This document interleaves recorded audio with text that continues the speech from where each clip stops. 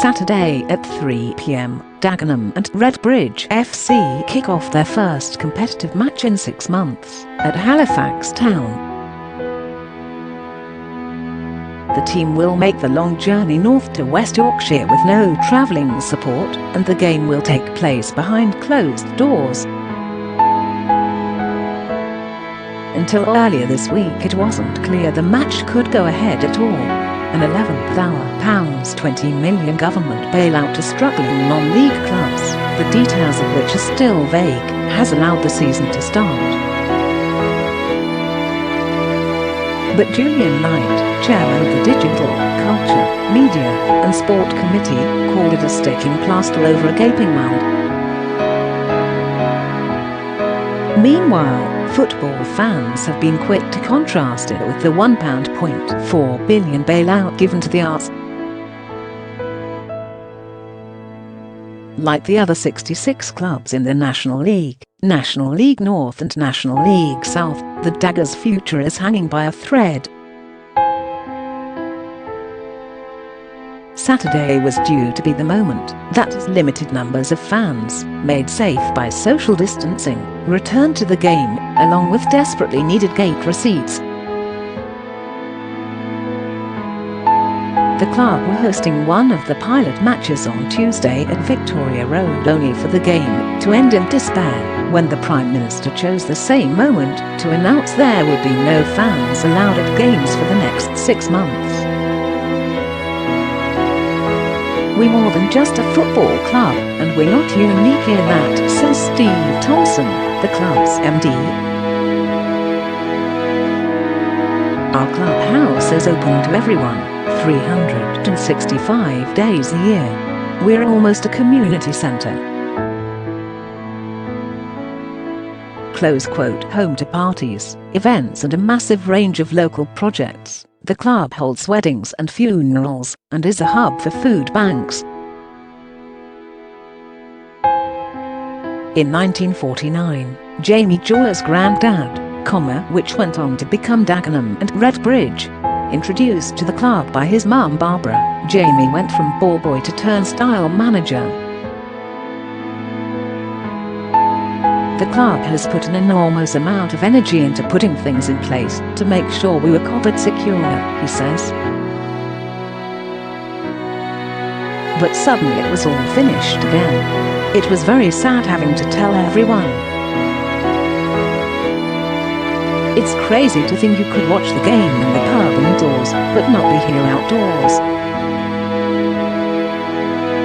Close quote. The club spent £35,000 on an e-ticket system, £11,000 to get set up to stream matches, and may have to refund season tickets. The cost of COVID-19 tests for players is estimated to be around £4,000 a week.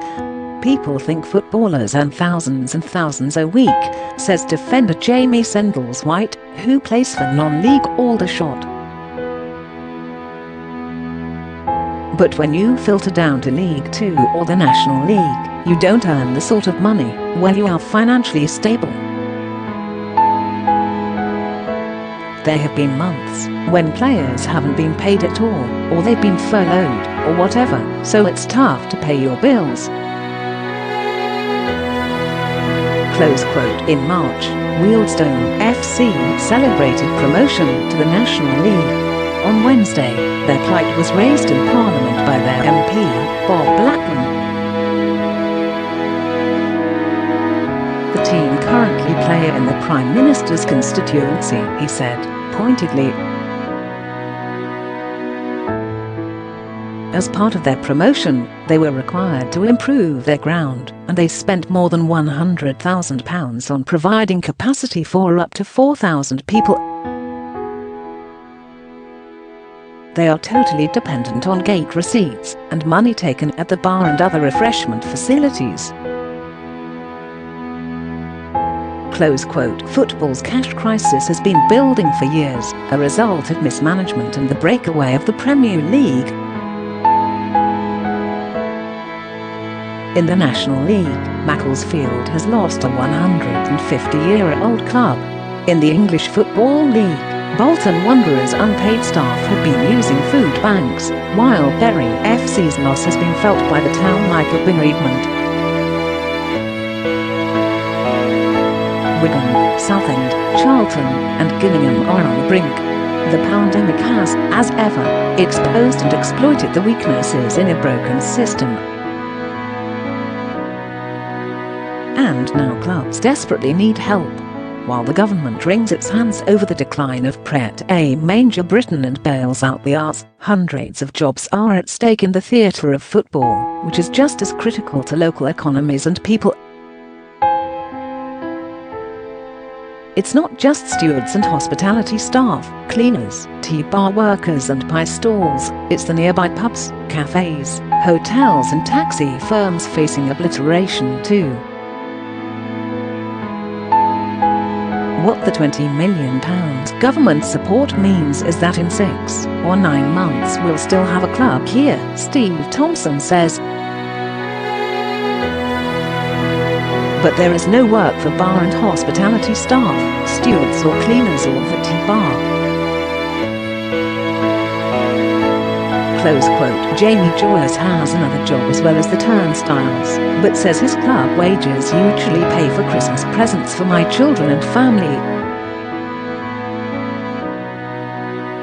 While lower-tier clubs beg for help, Premier League clubs have spent £1.1 billion on transfers this season.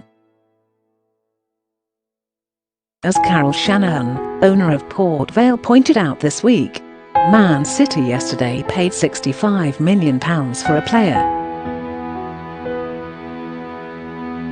That would run League Two for a season. But the government could help. How can they say they will help culture and arts but not football? Additional reporting by Claire Donnelly.